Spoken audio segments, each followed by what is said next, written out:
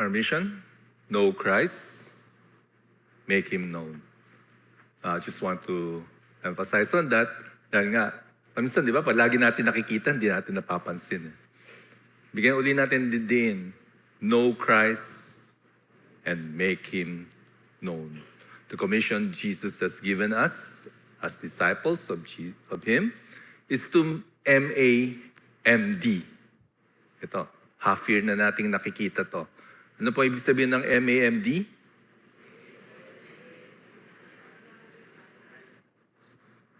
Galing ah.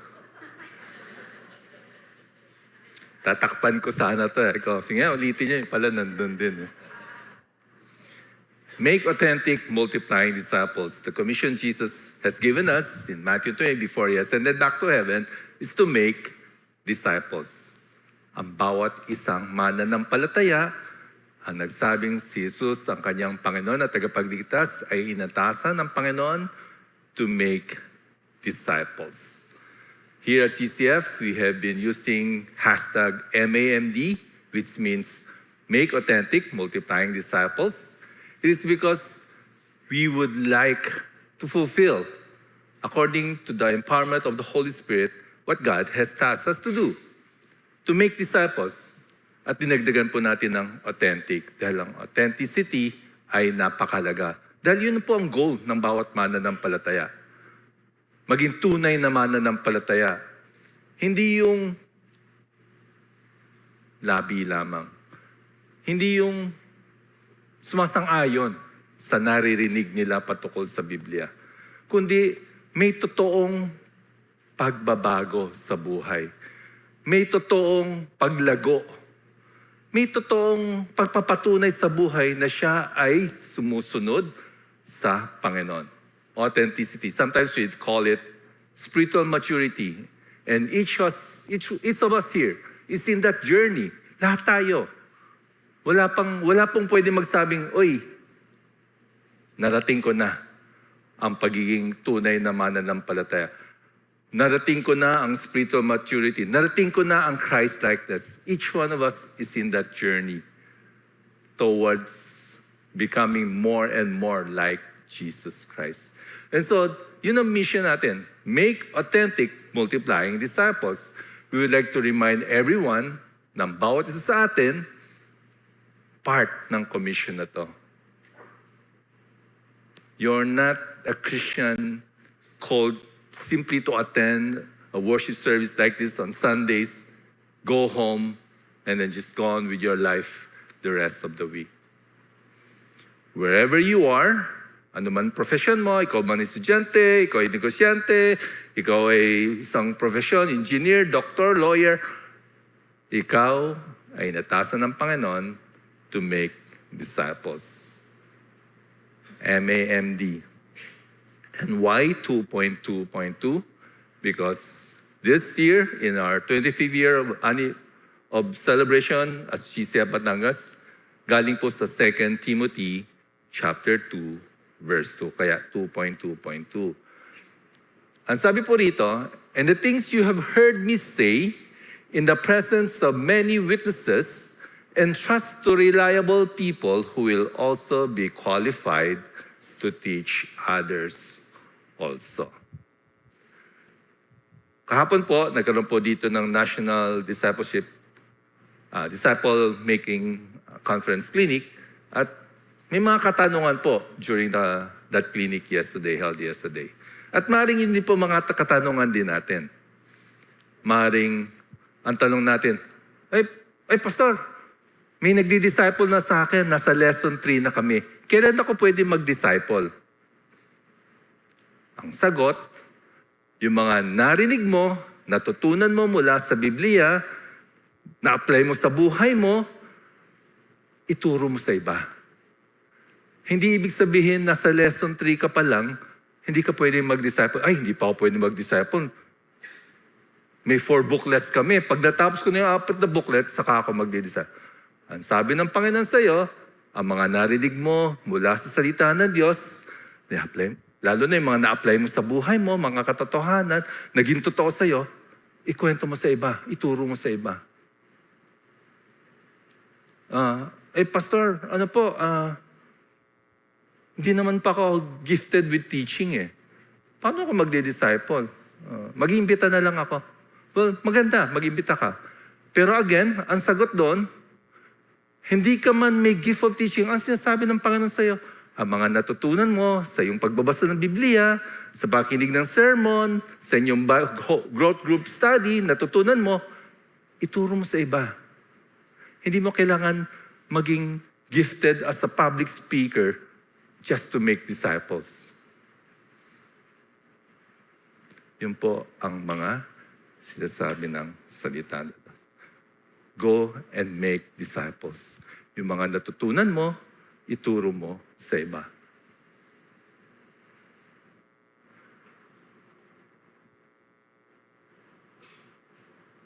Simulan mo sa patungkol sa kasalanan. Ikwento mo sa iba na lahat tayo ay nagkasala. Walang sino man sa ating karapat-dapat. At dahil sa ating kasalanan, tayo napaiwalay sa Diyos. Ikwento mo yan sa iba. Sabi ng Romans 6:23, at ang kabayar ng kasalanan ay kamatayan, pagkahiwalay sa Diyos. But the gift of God in Christ Jesus is eternal life. Pero sa pamagitan ni Panginoong Hesus, merong buhay na walang hanggan. Simulan mo doon. Ikwento mo sa kaklase mo. Ikwento mo sa office mate mo. Ikwento mo sa mga kasamaan mo sa trabaho. At maaaring ikaw din nag-iisip, Pastor, paano pag tinanong ako ng mga katanong, hindi ko kayang sagutin? Paano yun? Kaya ayaw ko mag-disciple Kaya ayaw ko mag-share. Kasi hindi ko alam, Pastor, paano sagutin yung mga katanungan. Pag tinanong ka, at hindi mo alam ang sagot, aminin mo, hindi mo alam ang sagot. Kahit ako naman kahit tanungin mo ako, hindi lahat ng katanungan mula sa Biblia ay kaya kong sagutin agad. I could answer you by saying, that's one of the difficult passages in the Bible. Totoo naman Merong mga mahirap na mga talata mula sa Biblia.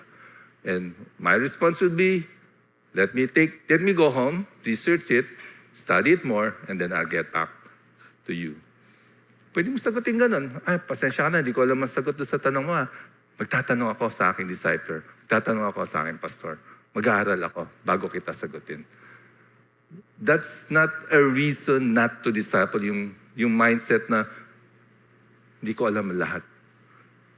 Because all of us are in a journey of growing more and more in the knowledge of the Word of God. Bilang paalala lang, we're halfway through in 2026. June na, patapos na. In a few more days, lalabas na ulit si Jose Marichan. No. September pa pala yan. And today, you'll be hearing about sin and forgiveness. As disciples of Jesus Christ, how do we respond? How do we relate to others? How do we think through about sins and forgiveness? Especially relationally. Anong gagawin natin kung may alam tayong nagkakasala? Anong gagawin natin kung, baka itong gagawin ko to, maging cause ako ng pagkakasala ng iba? Paano naman pag nagkasala sa akin? Anong dapat kong gawin? Ano ba dapat ang heart ko patungkol sa kasalanan, patungkol sa pagpapatawad? And today we'll be covering Luke chapter 17 as a continuation of our series on the book of Luke. Pray tayo.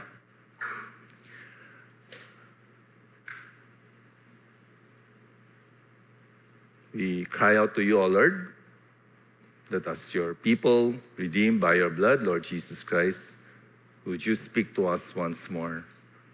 Would you teach us, O Lord? Would you bring your very word to our hearing? And may these words of yours go deep down into our hearts, O Lord. Teach us, O Lord, correct us, rebuke us, convict us, train us, O Lord, into the righteous life that you want us to live. We pray in the name of Jesus Christ. Amen. Simulan po natin sa section na to, beginning with verse 1 until verse 4. And he said to his disciples, temptations to sin are sure to come, but woe to the one through whom they come. It would be better for him if a millstone were hung around his neck and he were cast into the sea, that they should cause one of these little ones to sin. Pay attention to yourselves. If your brother sins, rebuke him, and if he repents, forgive him. And if he sins against you 7 times in the day, and turns to you 7 times saying, I repent, you must forgive him. So, 4 verses na to, we will learn 3 lessons. One is, do not cause others to sin. And then, second one is, rebuke a brother who sins. The third one will be, forgive a brother who sins and repents again and again. Let's go to the first lesson. Do not cause others to sin. Nung binabasa ko nga to, wow, stern warning. Grabe yung warning dito. Kasi nga, yung temptation daw are sure to come. Of course, we live in a world full of temptations, and woe to the one who brings this. It would be better for him if a millstone were hung around his neck and he were cast into the sea, that he should cause one of these little ones to sin. A sense yung literary device of exaggeration, saying, pag ikaw ay naging sanhi ng pagkakasala ng iba, mas mabuti pa lagyan ng millstone at itapo ka sa dagat. Grabe, di ba? It's a warning. A dire warning for us to hear. That if you cause others to sin, you will be held accountable for that. Now, paano yun?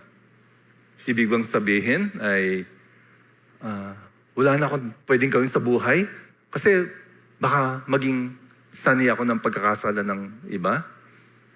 When I was reflecting, kasi some people may argue, hindi, patuloy kong gagawin itong ginagawa ko kasi bakit ako magiging dahilan? Paano ako mabubuhay? Wala nang kasiyahan. Well, my response to that is, there are only certain matters in our life. May mga actions tayo here on earth na limited naman sila. Hindi naman buong buhay mo ay magiging para ka ng nakatali at di ka na makagalaw. There are only a limited, as I assess and look at the scripture, na itong mga bagay na to, pwede natin pag-isip-isipan bakit nating ginagawa at ito ba ay nakakatisod ng kapwa? What are those certain things na seemingly immoral but yet can cause others to sin? What are our actions that we seem to be careless enough to say, I'll just do this. I'm free to do this. I've been freed. I'll just do this. Gagawin ko lang to. Not being considerate of others. Here are some points on how not to cause others to sin. 1, live out the gospel of Christ and beware of man-made laws. Ito yung galit na galit ng Panginoon sa mga Pariseo. Kasi yung mga Pariseo, patuloy na nagtuturo at binabalik sa legalism, sa man-made laws, yung buhay ng isang mananampalataya. Sabi niya dito sa Luke 11:52, woe to you lawyers, for you have taken away the key of knowledge. You did not enter yourselves, and you hindered those who were entering. So nagiging sagabal yung mga Pariseo para sa iba na makakilala sa Panginoon. Pag-ingatan natin yan.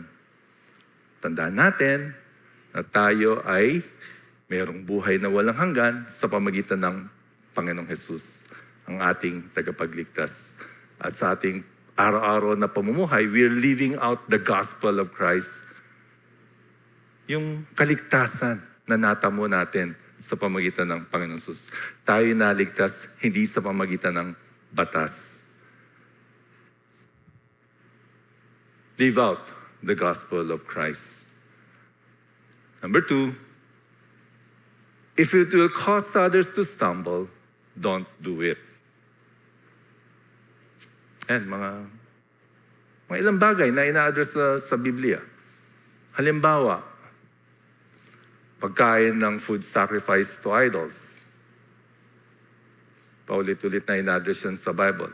Sa konteksto natin, I think, hindi na ganun kalaki yung issue yung pupunta ka sa fiesta, makikain ka sa fiesta.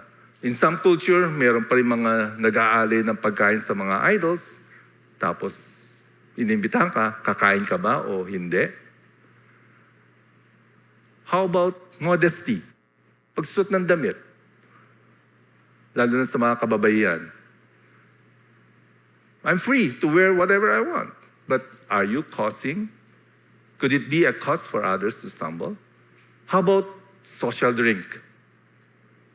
Social drink lang naman, pastor, bakit naman kasalanan? Wala naman sinasabi sa Biblia na bawal uminom ng alak, right? Yeah, you're right.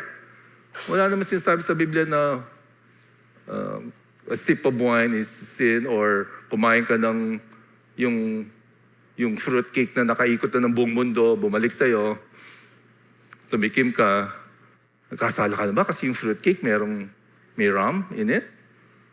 Yeah, it's true. It's not sin to have a little alcohol, diba? But you know the association of alcohol. How is it associated, especially in a culture like ours? And if you take a sip, take a drink, will that be a cause for others to stumble? Especially the young Christians. Especially a Christian who just came to faith and then ang struggle niya ay kasi member siya ng anonymous alcohol group na talagang nag-struggle siya with wine and then he sees you drinking. Will that be a cause for that person to stumble? Pastor, social drink lang naman eh. Yeah, it is. It is. Well, the Bible warns that a social drink, a little sip, can become a continuing practice, a habit that eventually can lead to drunkard. And if you're led by the alcohol in your body, then that becomes a sin. That's very clear in the Bible.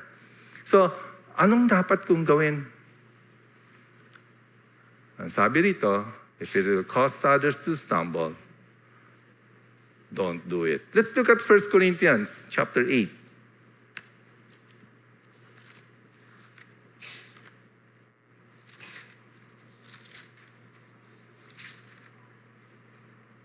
Sa 1 Corinthians chapter 8, ang topic dito ay yung food sacrifice to idols.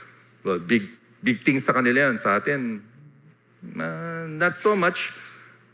But here are the principles we will learn. Sabi dito, now concerning food sacrifice to idols, we know that all of us possess knowledge. This knowledge puffs up, but love builds up. Pag mature na tayong Christian, alam natin na yung food sacrifice to us, wala naman yan. Pwedeng kainin. But such knowledge can cause you to be proudful. Alam ko yan, wala yan, pwede kainin yan, sige kain tayo. No, it says here, ang goal mo dapat in your life is to build others up. Not to be proud of what you know. Therefore, as for eating the food offered to idols, we know that an idol has no real existence. Wala naman talaga mga idol. Therefore, there is only one God. However, in verse 7, not all possess this knowledge. Hindi lahat dumating na sa spiritual maturity na ganon, na kaya na nilang makakita ng iba. Di kaya yung kinakain ng aking disciple pagkain inalay sa mga Diyos-Diyosan. Bakit niya kinakain?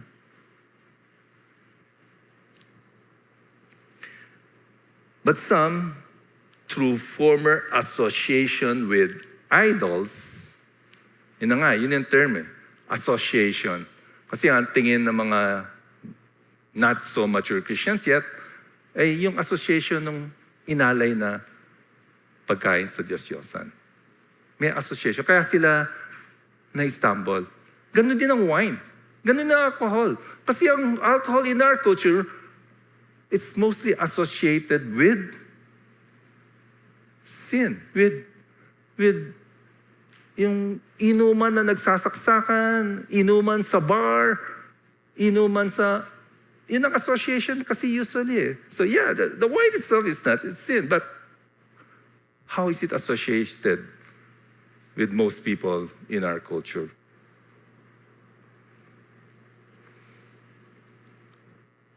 Food will not commend us to God.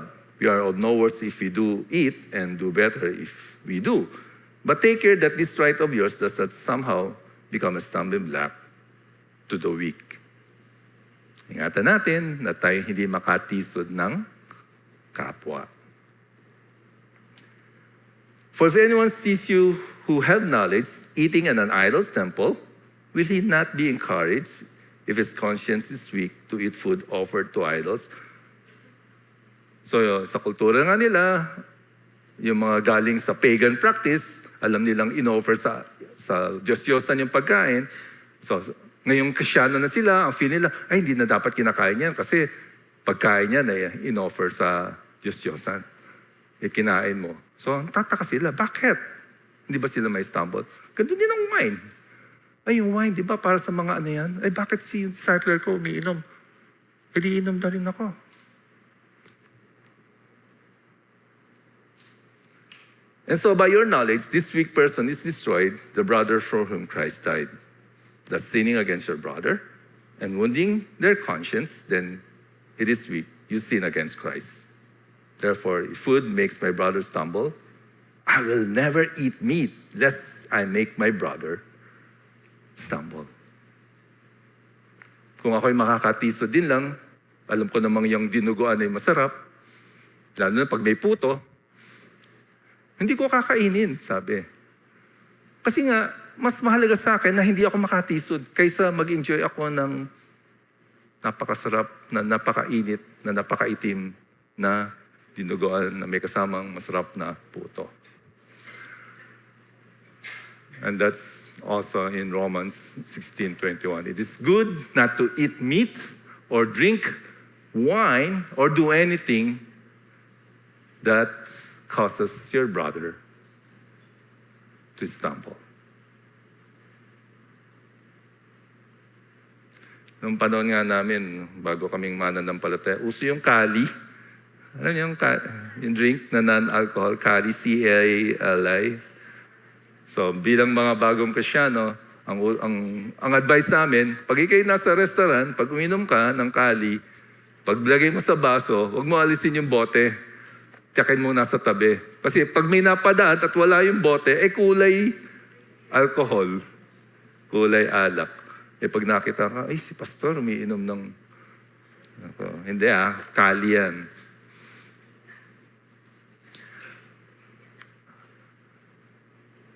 It's being considerate of others.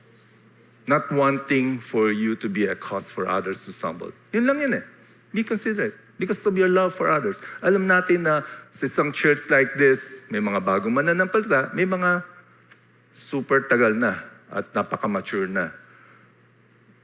Well, again, let me state a disclaimer. Hindi dahil matagal ka ng Christian, mature ka na.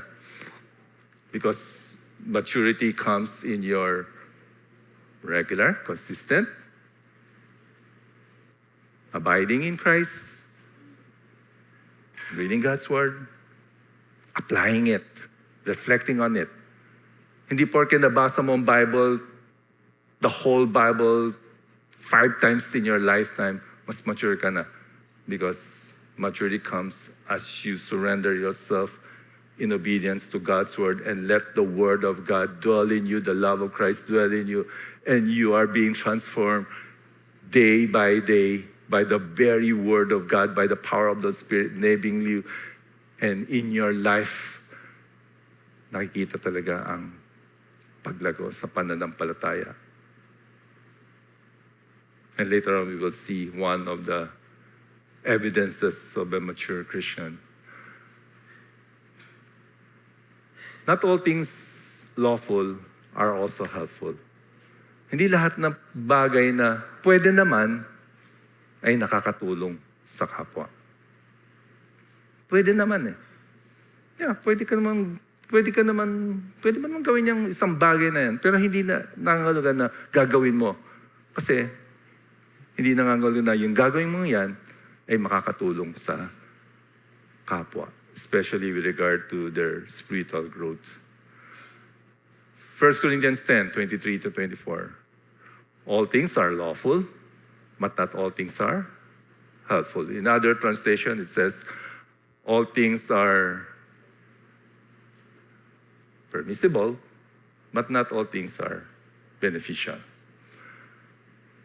All things are lawful, but not all things builds up. May mga bagay na hindi naman pinagbabawalan ng Biblia, ngunit hindi lahat ng bagay na to ay nakakatulong na sa ating kapwa mananampalataya. Let no one seek his own good, but the good of his neighbor. If there's one thing that would hold you back from doing something na gusto mong gawin, dahil ginagawa ng mga kasamahan mo, ginagawa mo, one thing that will hold you back is to think of the good of your neighbor. To think of the good of other people. After all, we have been commanded by the Lord to love God completely, to love others selflessly. Do not cause others to sin.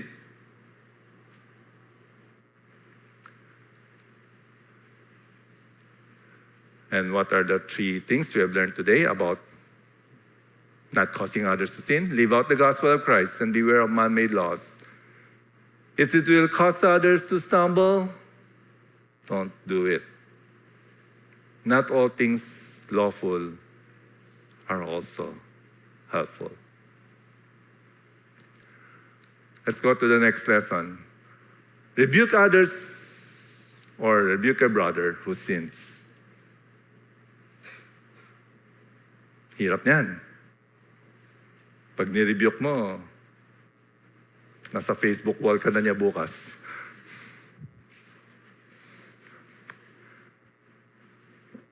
But why do we do that? And what are the guidelines for us to do that? Pay attention to yourselves, starting in verse 3. If your brother sins, rebuke him. Rebuke him if your brother sins.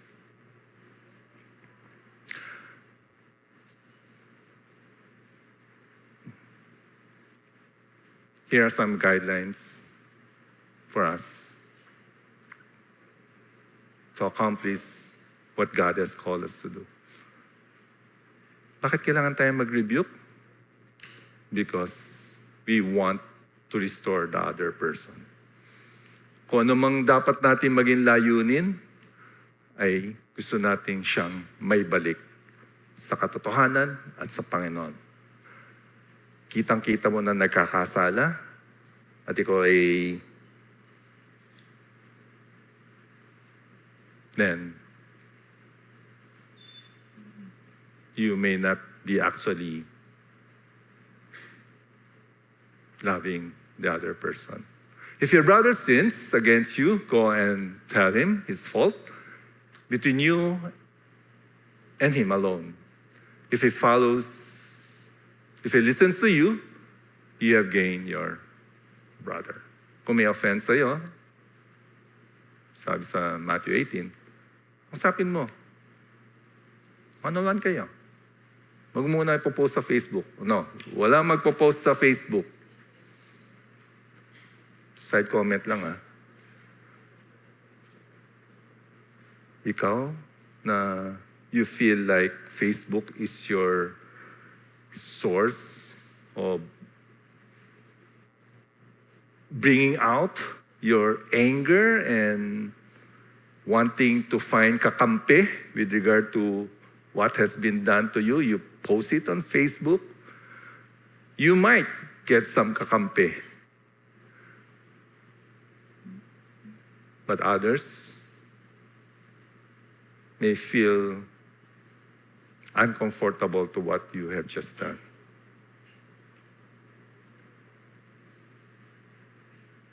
If a brother offends you, kapag may nakita kang maling ginawa sa'yo, ang isang kapwa, kausapin mo, one-on-one kayo. Express your emotion. Use the word I feel like I have been offended by what you just said. And then, if you agree, nag-agree kayo, then restoration, right? So hindi ka nabawasan ng kaibigan. Rebuke to restore. Keep that in mind.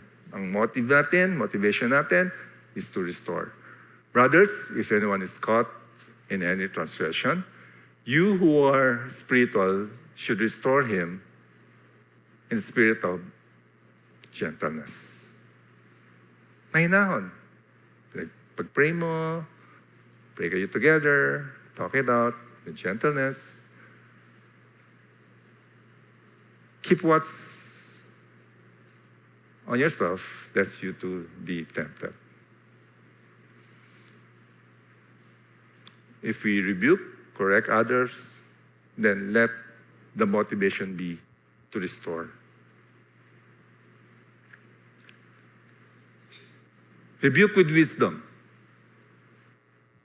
Kailangan ng wisdom, word of God, prayer, counsel from others. Kasi sabi sa Proverbs, do not reprove a scoffer or he will hate you.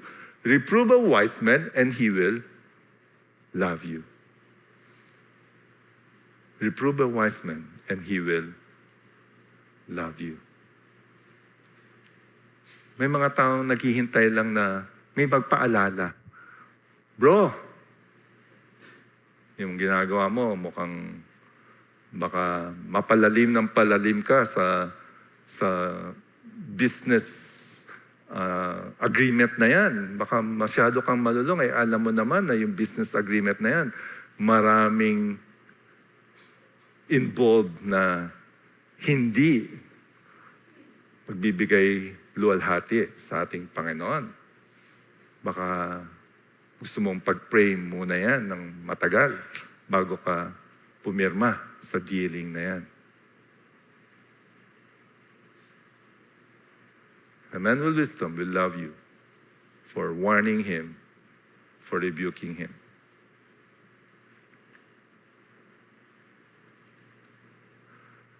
Rebuke with love. Better is open rebuke than hidden love. Minsan magandang i-rebuke mo siya diretsahan. Kaysa meron kang hidden love pero hindi man kinokorek, nakikita mo na in-sin yung person. May nakita kong video feed. Meron nga akong sinabihan magkaibigan. Sabi ko doon sa isa, H, hindi ako yun sampalin mo nga si R. Mahina lang. Magkaibigan na matalik yung dalawa. Tapos sabi ko kay R, sampalin mo nga si H. Mahina lang. Huwag mo naman siya pakalasan Sampal. Yan ang gagawin niyo Kasi may nakita akong video. Ang scene yung boss, magandang lalaki, lumabas siya sa office. Sabi niya doon sa kanyang secretary, may asawa tong boss na to. Sabi niya sa kanyang secretary, ikaw ba nag-iwan ng burrito sa table ko? Of course, in English, kasi it's in English. Were you the one who left the burrito on my table? Sabi ng secretary, yeah, it's me, because I thought you might be hungry. Ang sabi ng boss, that's why I love you. Bumalik na yung boss sa office. Ang sabi ng secretary, that's why I love you too. May asawa yung boss. yung katabing ka-office mate, sinampal na malaki. Sabi ng secretary, yeah, I needed that. And sometimes you could be the friend who will warn, who will be the one who will cause your friend not to sin in deep sin. Better is open rebuke than hidden love.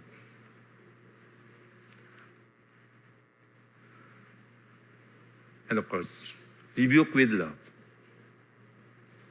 Yung ating relasyon sa ating Panginoon, si Lord, nagdidisiplina rin. Paalala. Because sometimes we tend to go to the extreme grace. Kapatawad naman si Lord, babait si Lord, maintindihan ako ni Lord. But the scripture also tells us, because Jesus loves you, because God loves you, He disciplines the ones He loves. Hebrews 12:5, my son, do not regard lightly the discipline of the Lord, nor be weary when reproved by Him. For the Lord disciplines the one He loves, and chastises every son whom He receives. Ganun kasobrang si God. Minsan nakakatakot pag-usapan to kasi ang gusto pa rin naman natin, everything will work well, everything's going smoothly, everything comfortable. But yeah, sometimes God will discipline you for your continuing rebellion against Him. And the purpose is to chastise you, to change you, and it's because He loves you.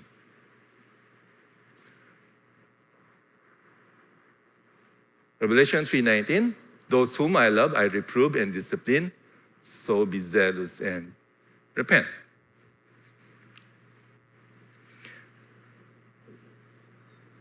We continue to sin. We continue to fall short of God's standard.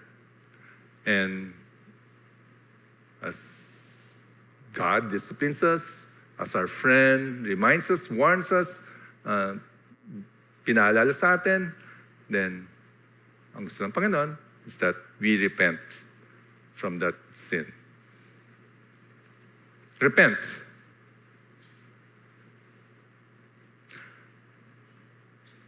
Repent means to turn away from that sin. Yung nagsasabihin ng repent. Kasi ang madalas din sa kultura natin, pag nagkasala, malulungkot, magsisisi, pero hindi tinatalikuran yung kasalanan. And so, our role is to rebuke with love. Rebuke with God's word. Just to make sure na hindi ka nagre-rebuke because of jealousy or dahil nakita mong better na siya, or let the word of God be the standard when you rebuke somebody. Preach the word, be ready in season and out of season. Reprove, rebuke, and exhort with complete patience and teaching. After all, we know that all scripture is breathed out by God and profitable for teaching, for reproof, for correction, and for training in righteousness. Kung very clear na ang ginagawa ng kaibigan mo ay labag sa salita ng Diyos, then you have to rebuke that person.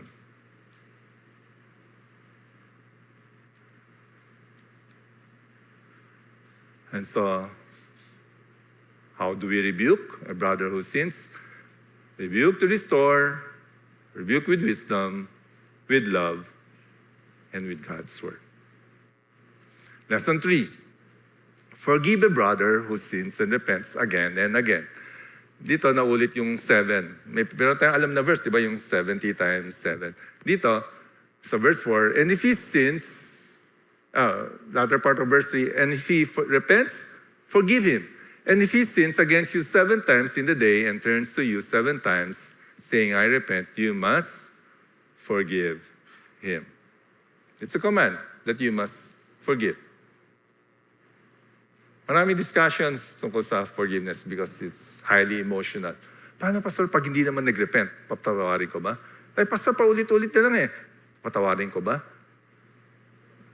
I think we need a whole series, a whole year-long series para pag-usapan yung forgiveness. But here, we are reminded to forgive. Sa Jewish law, 7 is always, pag naka-7 na, max na. Kaya nga sabi ni Lord, di ba?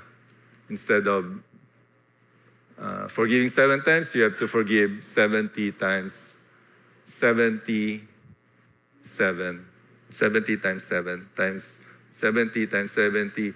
Hirap na nga mag-forgive, magmamath ka pa. Forgive a brother who sins and repents again and again. There will be a whole series of discussions with regard to forgiveness. Paano magpatawad, hanggang paano ang papatawad, paano yung boundaries after magpatawad.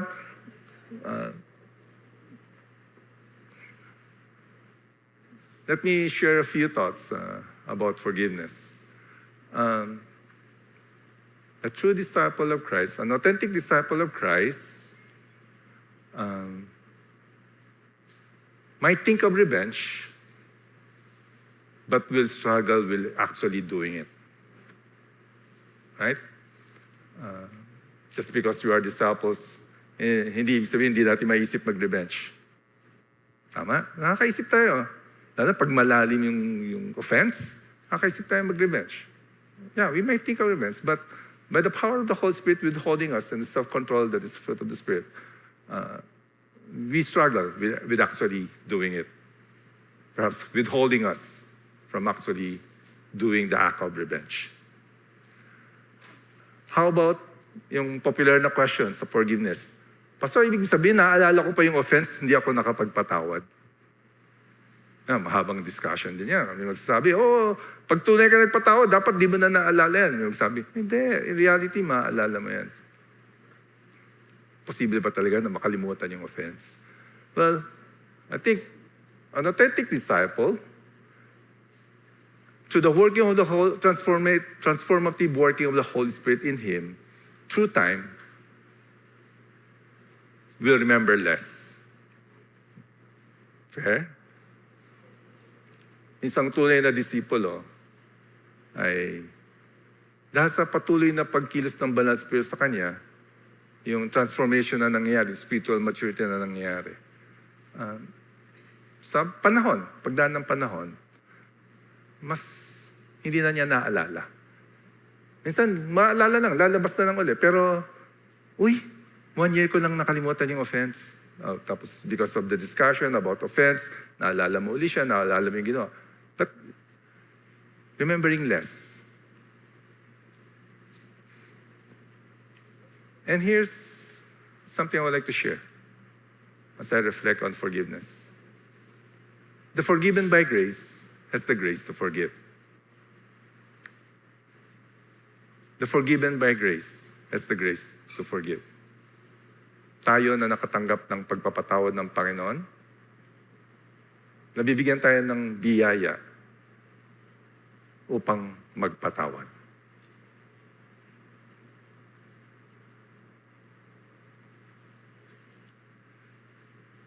Dahil ikaw at ako, kung talagang magbubukas tayo ng baol ng ating kasalanan against God, malalim. Hindi lang malalim, patuloy pang nadadagdagan yung offense natin against God. Ikaw at ako, sa araw-araw, patuloy na nadadagdagan ang offense natin sa ating Panginoon. And yet, Christ has forgiven us when He died on the cross so that you and I will have the complete forgiveness of sins. and receive eternal life.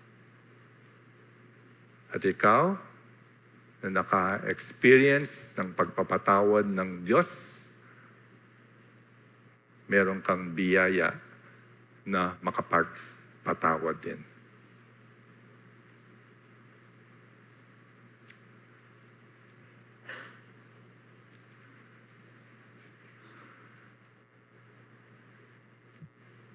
Going on, after those 3 lessons, the apostle said to the Lord, increase our faith.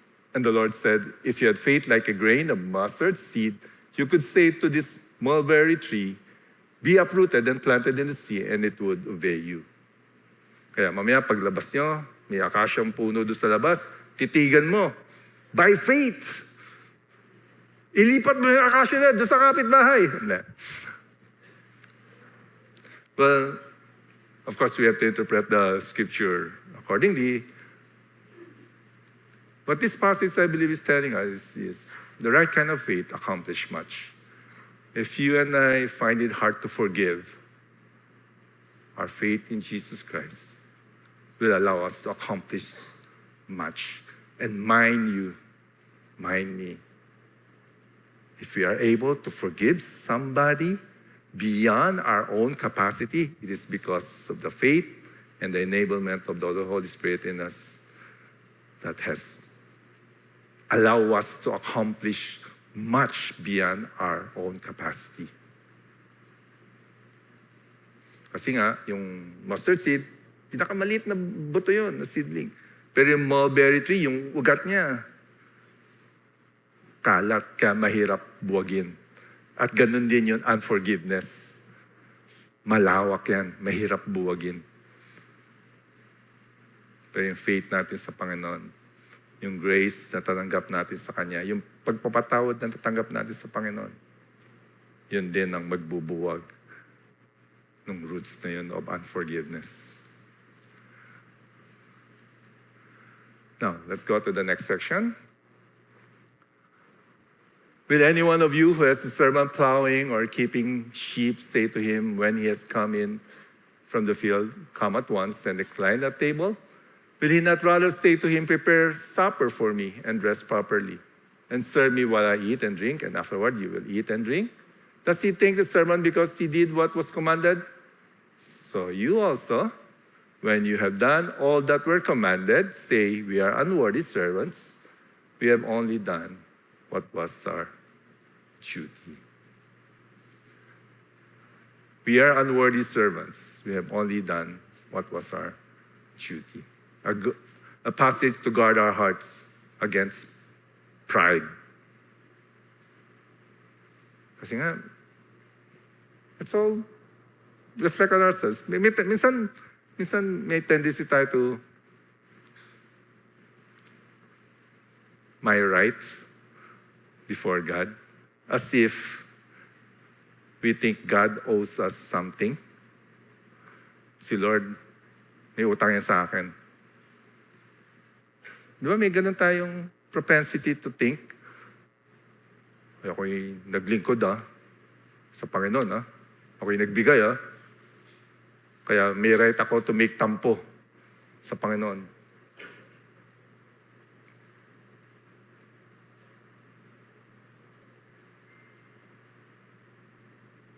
May karapatan akong magalit sa church. Nag-serve ako faithfully, pero hindi ako nabigyan ng t-shirt. You know, that heart thing, if we're not careful enough, it might lead us to such thinking that God owes me something.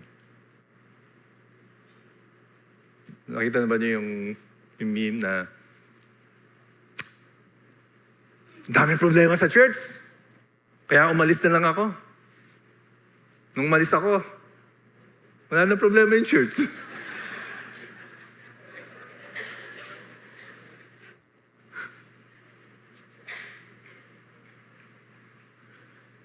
And that's what the passage reminds us.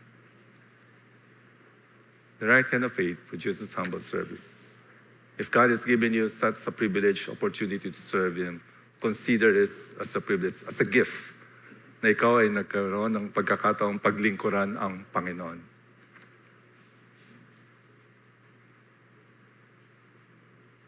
Kung ikaw ay nabigyan ng pagkakataon na makapagbigay kay Lord, praise God. Kung ikaw ay nabigyan ng pagkakataon to serve God with your skills God has given you, praise God. Kung meron kang resources na gagamit mo para sa kanyang karyan, praise God. But a humble heart should always say, God owes you nothing.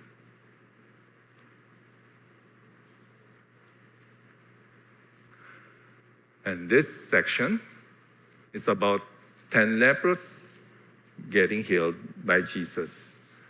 Pinagaling ng Panginoon, 10 may sakit na ketong, pag-alis nila, isa lang ang bumalik. Isa lang nagpasalamat, Samaritano pa. Pagbulay-bulay natin ng kwentong to. 10 lepers, sakit silang leprosy, yung sakit pa naman yun, nakakahawa. That's why in that time, talagang sila, cast out from the society. Parang may matindi kang COVID, dapat talaga nakahiwalay ka. So yung 10 yun, talagang outcast ng society for a long time. And then they saw Jesus, Jesus had mercy on them, and He healed the 10 leprous persons. And bakit kaya isa lang ang bumalik at nagpasalamat?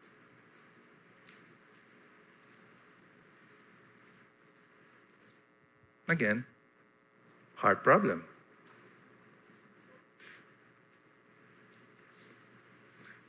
Instead of being reminded of the mercies of God, pride came in. Thankfulness from the recognition of God's mercy. Ikaw at ako, nakatanggap ng biyaya ng Diyos, ng awa ng Diyos, pinagkalooban ng buhay na walang hanggan.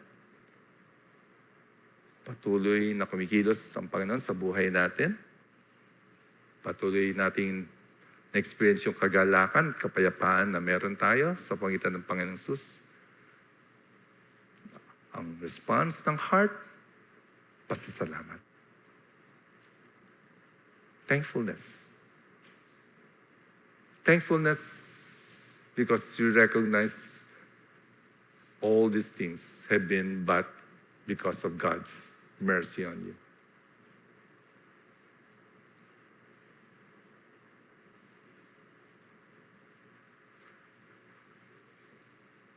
Just like the 10 lepers, the nine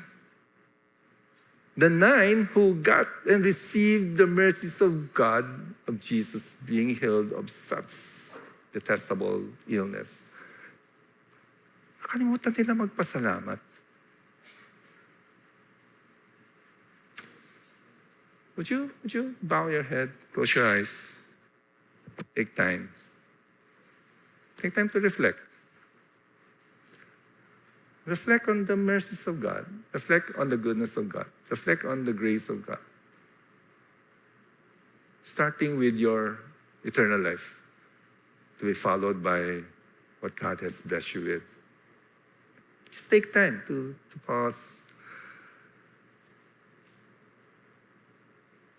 and give thanks.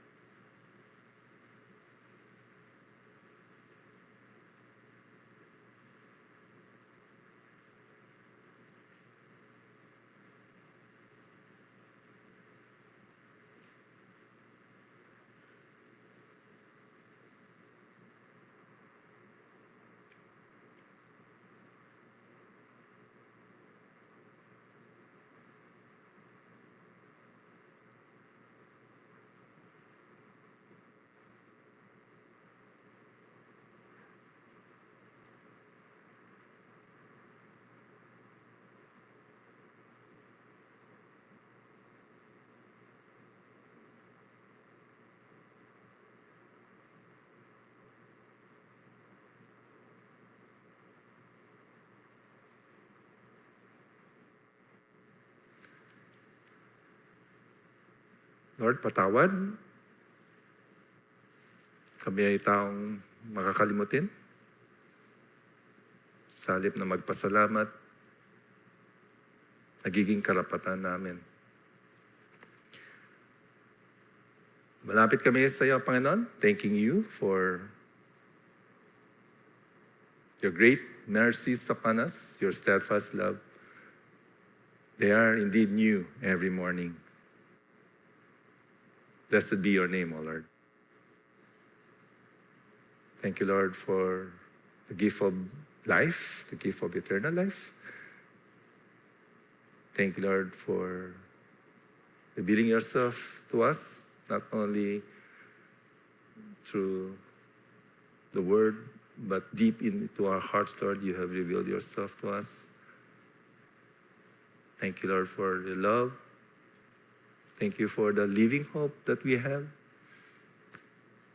Hope beyond all struggles and uncertainties in life. Because you are our hope, Lord. Thank you. Thank you. In Jesus' name, amen.